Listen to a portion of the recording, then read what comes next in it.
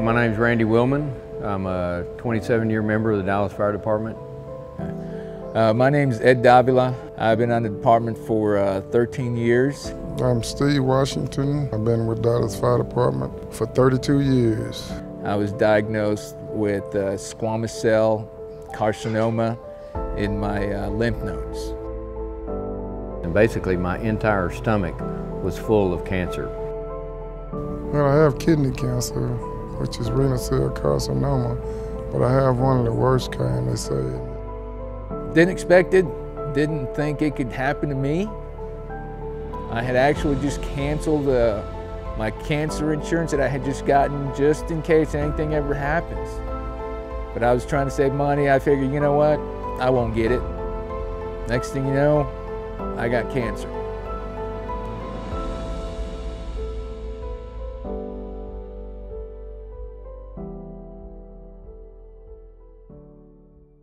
Beginning of 2016, I started having some very mild symptoms of indigestion and drinking coffee and water and kind of hanging up in my throat, and really thought it was really minor. Went and saw a doctor, and they prescribed me Prilosec. Thought it might be just acid reflux. We didn't know what it was. You know, he came to us and told us that he was having some GI issues. I had my first endoscopy done on February 12th, 2016, and that's a remarkable date that I'll never forget because I woke up on a Friday afternoon hearing I had stomach cancer.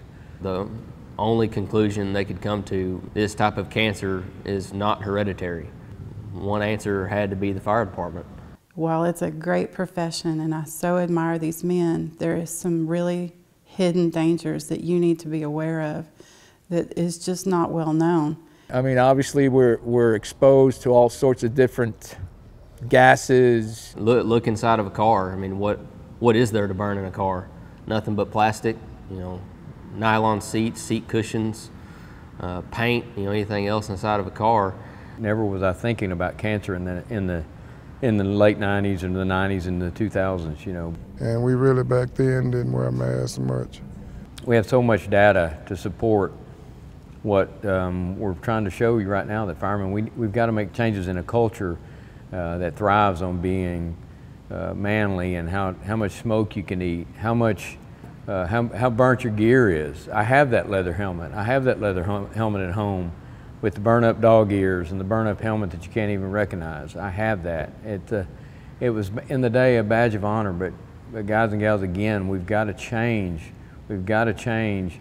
We're not decreasing what we're doing. We're just doing it better. We're doing a much better job of it and a safer job, and protecting your health so much more. You know, around the station, these Plime events, you know, they're not just for hanging around and being thrown over the bars and stuff like that.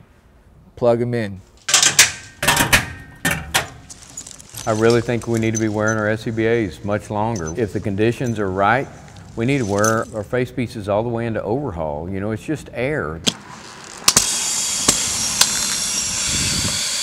There's no glory in this, in overhauling without a face piece if you need it. On every occasion when you see smoke or whatever, put all your gear on and do what you do.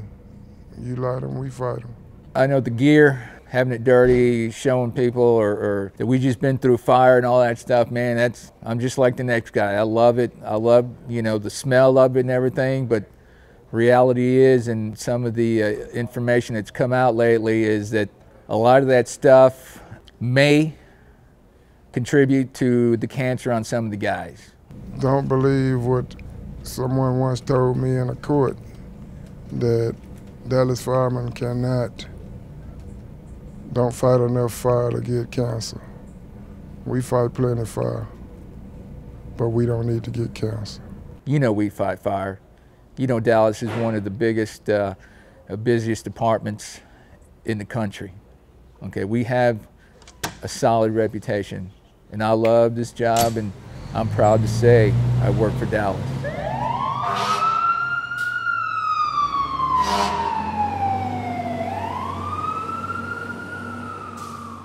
I just can't tell you what the effect that cancer has on families. You know, what my wife goes through, what my sons go through.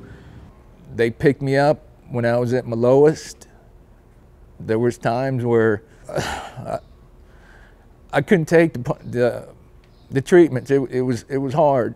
I'd see the guys, my family that would sit with me every day, my girlfriend who sat with me every day, fed me through a feeding tube because I couldn't eat.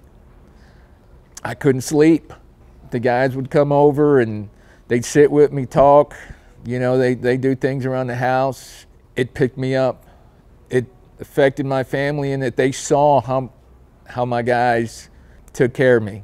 It brought everybody together, and it changed my whole outlook on a whole lot of things.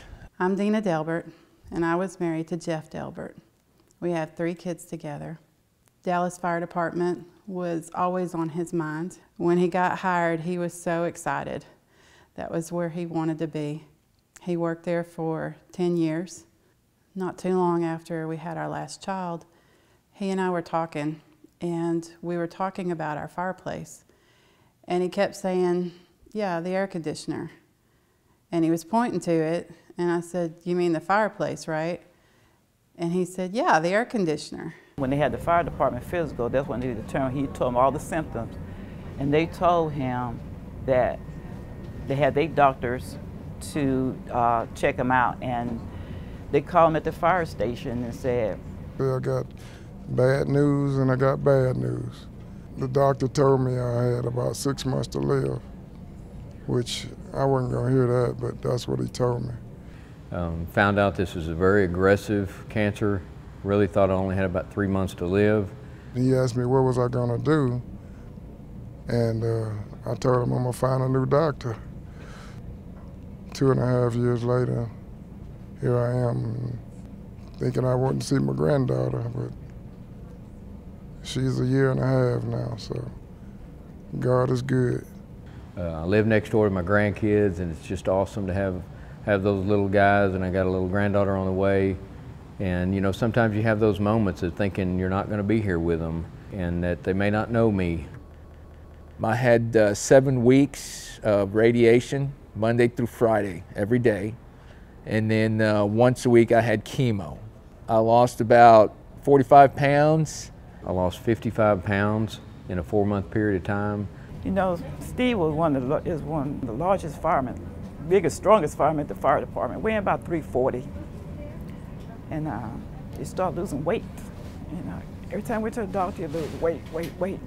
I've had a lot of help from my wife and from all my kids and from the fire department. It's just like family. And Father, I just ask that all the young guys take his advice, take his example that he set, and take his leadership that he set for everybody else in the fire department. But God, just in all of these things we ask in your Son's precious and holy name. Amen.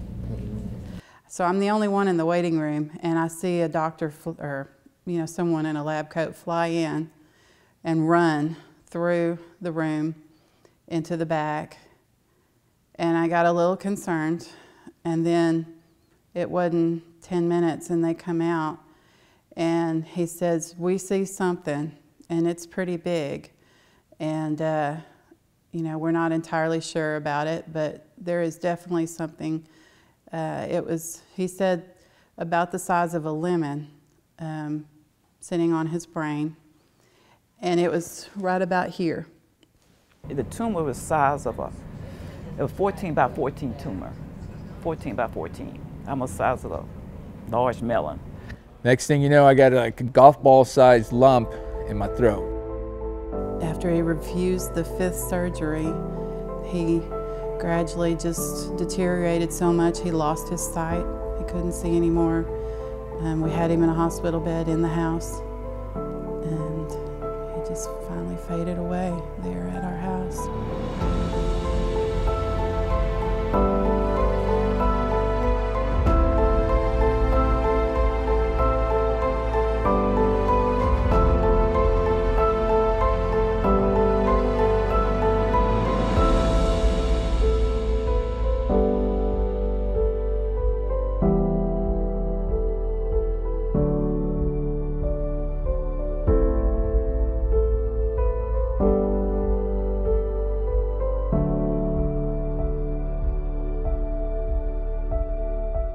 I just want to challenge you to step it up and do some of those changes that we will be bringing to you if we haven't already brought them to you as a department, to say, hey, please start doing this. But we can't babysit everybody.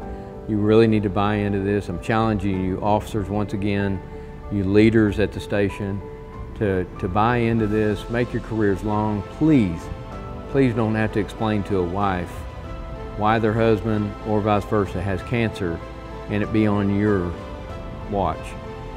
And it affects a whole lot of people. I can say that I'm still here. Some of our brothers and sisters aren't here.